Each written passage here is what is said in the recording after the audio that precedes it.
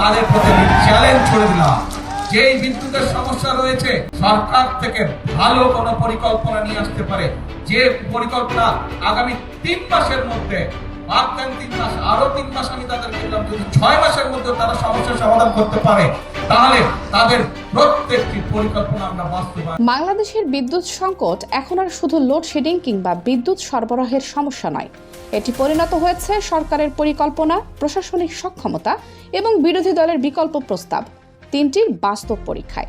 প্রধানমন্ত্রী তারেক রহমানের 6 মাসের চ্যালেঞ্জের পর জাতীয় নাগরিক পার্টি বা এনসিপির পক্ষ থেকে পাল্টা অবস্থান জানানো হয়েছে। হাসনাত আব্দুল্লাহ বলেছেন, চ্যালেঞ্জ তারা গ্রহণ করেছেন এবং বিদ্যুৎ সংকট মোকাবেলায় এনসিপির পরিকল্পনা আগেই সরকারের কাছে দেয়া হয়েছে। প্রধানমন্ত্রীর বক্তব্যের মূল বিষয় ছিল স্পষ্ট, বিরোধী পক্ষ যদি বিদ্যুৎ ও গ্যাস সংকট সমাধানে বাস্তবসম্মত পরিকল্পনা দিতে পারে, সরকার সেটি বিবেচনা করবে। প্রয়োজন হলে 3 মাসের সঙ্গে আরও 3 মাস সময় দিয়ে মোট 6 মাসের মধ্যে পরিকল্পনাটি বাস্তবায়নের সুযোগ দেওয়ার কথা বলা হয়েছে। অর্থাৎ এবার শুধু সমালোচনা নয়, বিকল্প সমাধান দেওয়ার বিষয়টিকেও রাজনৈতিক আলোচনার কেন্দ্রে আনা হয়েছে। এরপরই হাসনাত আব্দুল্লাহর পাল্টা বক্তব্য সামনে আসে। তিনি বলেন, এনসিপির পক্ষ থেকে বিদ্যুৎ সংকট নিয়ে পরিকল্পনা ইতিমধ্যেই দেওয়া হয়েছে। তার দাবি, প্রধানমন্ত্রীর চ্যালেঞ্জ ঘোষণার আগেই সেই প্রস্তাব সরকারের টেবিলে ছিল। ফলে তার বক্তব্যের কেন্দ্রবিন্দু হলো, নতুন করে পরিকল্পনা চাওয়ার আগে সরকারকে দেওয়া প্রস্তাবগুলো পর্যালোচনা করা প্রয়োজন। এনসিপির প্রস্তাবকে স্বল্পমেয়াদী, মধ্যমেয়াদী ও দীর্ঘমেয়াদী এই 3 পর্যায়ে দেখানো হয়েছে। স্বল্পমেয়াদী পরিকল্পনার লক্ষ্য দ্রুত সংকট নিয়ন্ত্রণ করা। মধ্যমেয়াদী পর্যায়ে উৎপাদন ও সরবরাহ ব্যবস্থাকে স্থিতিশীল করার কথা বলা হয়েছে। আর দীর্ঘমেয়াদে বিদ্যুৎ খাতকে আরও টেকসই ও নির্ভরযোগ্য করার বিষয়টি গুরুত্ব পেয়েছে।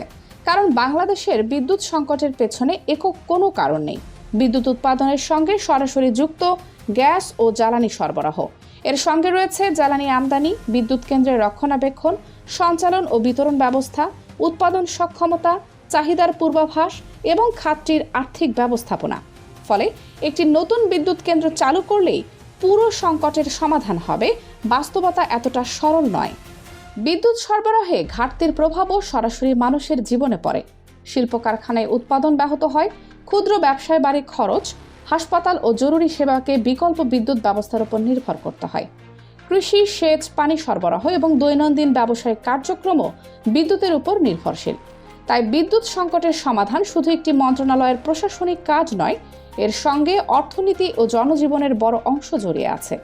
এই বাস্তবতার মধ্যেই হাসনাত আব্দুল্লাহ গত কয়েক মাসে বিদ্যুৎ ও জ্বালানি সংকট নিয়ে সরকারের সমালোচনা করে আসছেন। লোডশেডিং নিয়ে বিভিন্ন কর্মসূচিও হয়েছে। বিদ্যুৎ সংকটের প্রতিবাদে মোমবাতি বিতরণের মতো কর্মসূচির মধ্য দিয়ে বিষয়টি রাজনৈতিক মাঠেও গুরুত্ব পেয়েছে। এবার হাসনাত আব্দুল্লাহ সরকারের প্রশাসনিক সক্ষমতা নিয়েও প্রশ্ন তুলেছেন। তার বক্তব্য অনুযায়ী প্রধানমন্ত্রীর বড় মন্ত্রিসভা, উপদেষ্টা ও প্রশাসনিক কাঠামো থাকা সত্ত্বেও বিরোধী দলের দেওয়া পরিকল্পনা যদি প্রধানমন্ত্রীর কাছে পৌঁছেই না থাকে, তাহলে যোগাযোগ ও সিদ্ধান্ত গ্রহণের কাঠামো নিয়ে প্রশ্ন তৈরি হয়। এটি প্রশাসনিক সমন্বয়ের ঘাটতি, রাজনৈতিক যোগাযোগের সমস্যা, নাকি বিরোধী দলের প্রস্তাবকে গুরুত্ব না দেওয়ার ফল, সেটি এখন রাজনৈতিক বিতর্কের অংশ। হাসনাত আব্দুল্লাহ বিদ্যুৎ সংকট নিয়ে সরকার ও বিরোধী দলের মধ্যে সরাসরি সংসদীয় আলোচনার কথাও বলেছেন। এর আগে জামায়াতে ইসলামীর আমির ডাক্তার শফিকুর রহমানও বিদ্যুৎ সংকট নিয়ে আলোচনার উদ্যোগের কথা তুলেছিলেন। এই ধরনের আলোচনায় রাজনৈতিক বক্তব্যের বদলে বাস্তব তথ্য সামনে আনা সম্ভব। কত বিদ্যুৎ প্রয়োজন, বর্তমানে উৎপাদন কত, ঘাটতি কোথায়, জ্বালানি সরবরাহের সমস্যা কতটা, সঞ্চালন ও বিতরণ ব্যবস্থায় কোথায় দুর্বলতা রয়েছে, সংকট মোকাবিলায় কত অর্থ প্রয়োজন এবং কোন পরিকল্পনা কতদিনে বাস্তবায়ন করা সম্ভব, এসব প্রশ্নের উত্তর তথ্যভিত্তিকভাবে সামনে এলে রাজনৈতিক বিতর্কও একটি নীতিগত আলোচনায় রূপ নিতে পারে। হাসনাত আব্দুল্লাহ আরও অভিযোগ করেছেন, প্রশাসনে দ্রুত রাজনৈতিক পদায়নের কারণে বিভিন্ন প্রতিষ্ঠানের প্রাতিষ্ঠানিক অভিজ্ঞতা বা ইনস্টিটিউশনাল মেমোরি দুর্বল হয়েছে। বিদ্যুৎ খাতের মতো জটিল ব্যবস্থায় এই অভিজ্ঞতা গুরুত্বপূর্ণ, কারণ চাহিদার মৌসুমি পরিবর্তন, বিদ্যুৎ কেন্দ্রের রক্ষণাবেক্ষণ, জ্বালানি সরবরাহ এবং সঞ্চালন ব্যবস্থার ঝুঁকি সম্পর্কে দীর্ঘদিনের তথ্যের উপর সিদ্ধান্ত নেওয়া হয়। তার বক্তব্যে ফুয়েল প্ল্যান, কন্টিনজেন্সি প্ল্যান এবং ডিজাস্টার রিকভারি প্ল্যানের প্রয়োজনীয়তার কথাও এসেছে।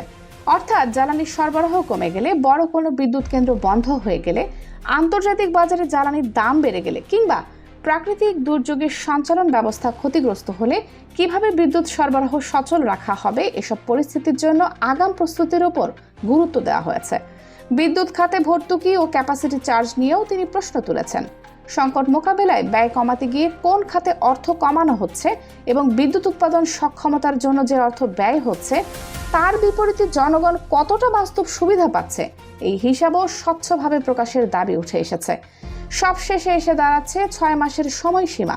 সরকার সময় দিয়েছে, বিরোধী দল চ্যালেঞ্জ গ্রহণ করেছে, কিন্তু বাস্তবায়নের ক্ষমতা সরকারের হাতেই।